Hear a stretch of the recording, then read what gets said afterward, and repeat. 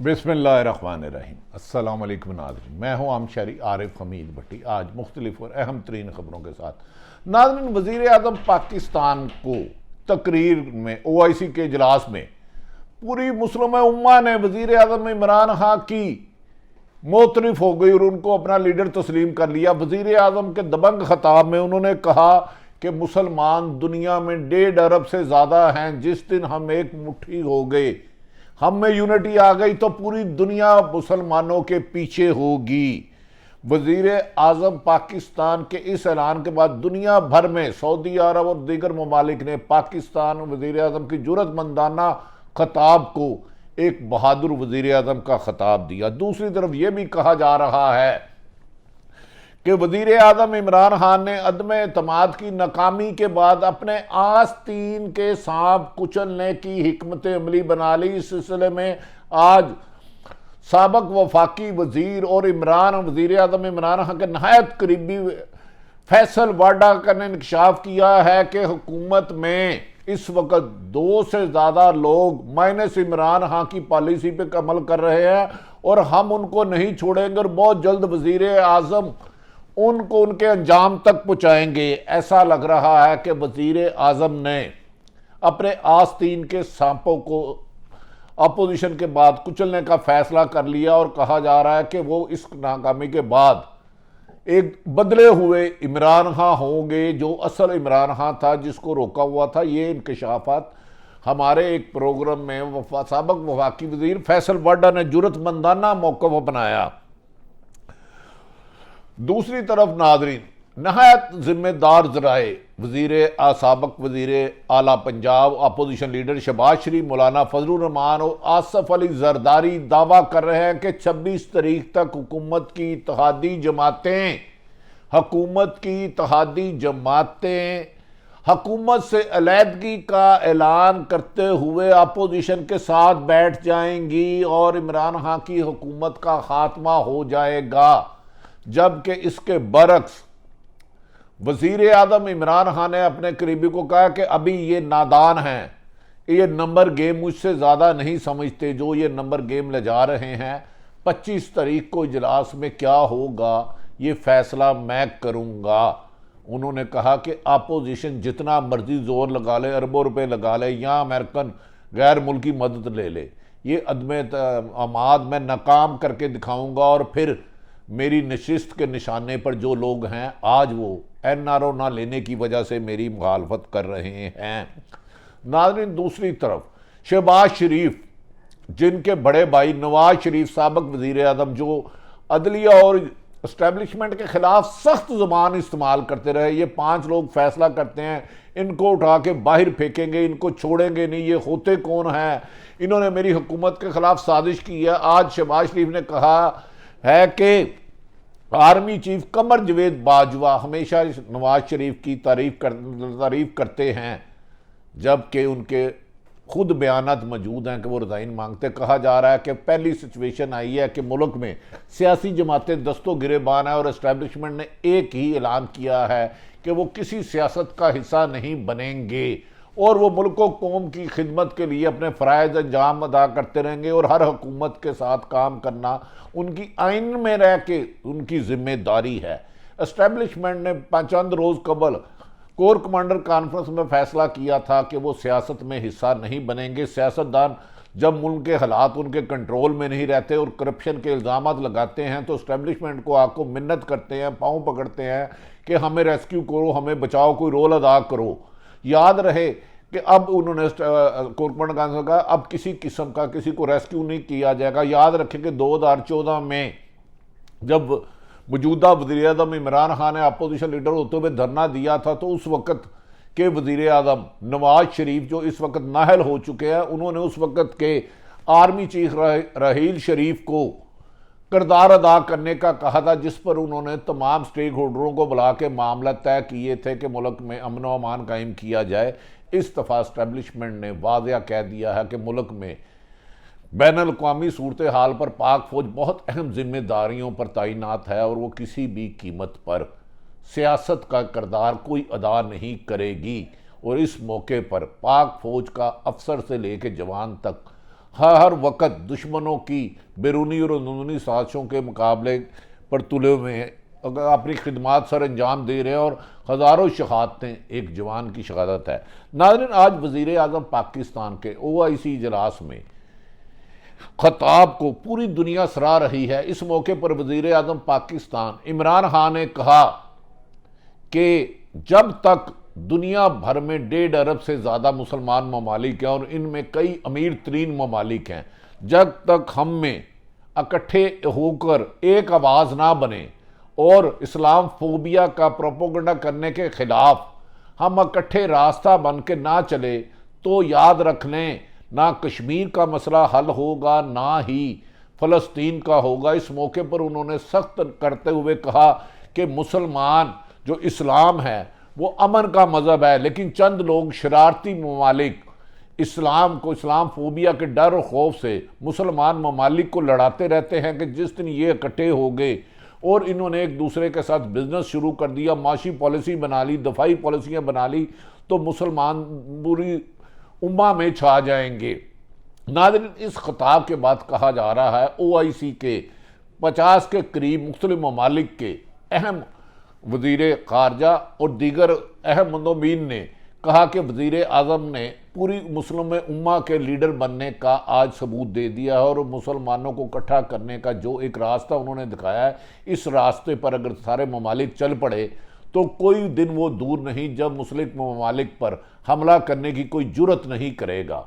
मकबूजा कश्मीर भी आज़ाद होगा, फ़लस्तीन के मसाइल भी हक होंगे, इराक़ और दीगर ममालिक में भी बैरूनी ताकतों के असर ख़त्म होंगे। उन्होंने कहा कि जब भी पाकिस्तान ने अपनी इंडिपेंडेंट पॉलिसी बनाई तो बैरूनी मुल्कों ने साजिशें शुरू कर दी। उन्होंने वज़ीर आज़म इमरान खान ने OIC के इजलास में कहा कि जब मैंने एब्सोल्युटली नॉट कहा तो बैरूनी ताकतें जो पाकिस्तान को अपना गुलाम बना के रखना चाह रही थी, उन्होंने मेरी हुकूमत के ख़ात्मे के लिए ना सिर्फ साजिशें शुरू कर दी बल्कि इन्वेस्टमेंट भी शुरू कर दी। इसके बाद कहा जा रहा है कि वज़ीर आज़म पाकिस्तान के इस खिताब को तारीखी खिताब करार दे रहे हैं और मुस्लिम उम्मा को यकजा करने में अहम किरदार होगा। नाज़रीन, दूसरी तरफ सियासी सरगर्मियाँ हर आने वाला वक्त अपने हालात तब्दील कर रहा है। हुकूमत अपने बुलंदवा वाले दावे कर रही है। वज़ीर आज़म का दावा है कि अभी तुर्क का आखिरी पत्ता उनके पास है और वो किसी भी सूरत में अपोजिशन की अदम एतमाद को कामयाब नहीं होने देंगे। इसीलिए 14 दिन में जो इजलास था वो स्पीकर ने नहीं बुलाया। अब ये कहा जा रहा है 25 तारीख को जो इजलास है, स्पीकर वो एक रुकन असम्बली वफात पा चुके हैं, उसकी दुकान उनकी फातिहा के बाद मोहर कर देंगे और ये इसको आगे ले जाया जाएगा। जबकि हुकूमत का एक यकीन है कि सदारती रेफरेंस जो उन्होंने सुप्रीम कोर्ट में दायर किया है, जिसको chief justice honourable Umar Ata Bandial की सरबराही में 5 रुकनी बेंच बना है, उसमें जब ना अहली आ जाएगी, मुनर्रफ अराकीन के खिलाफ ये फैसला आ जाएगा कि वो ताहयात नाअहल हो जाएंगे तो अदम एतमाद नाकाम हो जाएगी। इस मौके पर उन्होंने ये भी दावा किया कि इत्तेहादी जमातों के साथ उनके मामला चल रहे हैं और वो किसी सूरत में नहीं होंगे। नाज़रीन, आज फैसल वाडा ने GNN के एक प्रोग्राम पे खसूसन बात करते हुए कहा कि वज़ीर आज़म की आस्तीन में सांप हैं।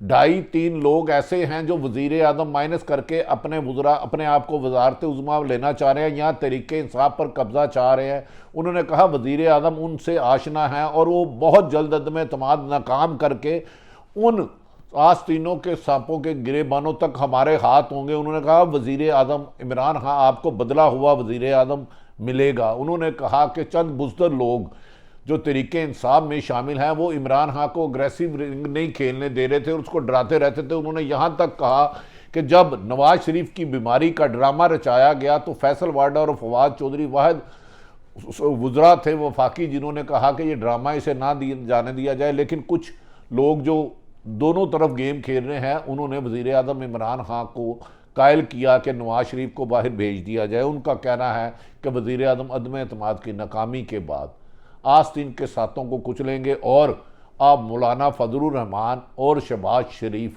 जो सारी उम्र दूसरों के कंधों पर बैठकर इक़्तिदार में आते रहे हैं, उनके असल मज़ा दिखाएंगे और उनसे लूटा हुआ मार लेंगे। ना दूसरी तरफ जब हमने आज अपोजिशन जमातों से राब्ते किए तो उनके एतमाद में माजी की निस्बत ज़्यादा था।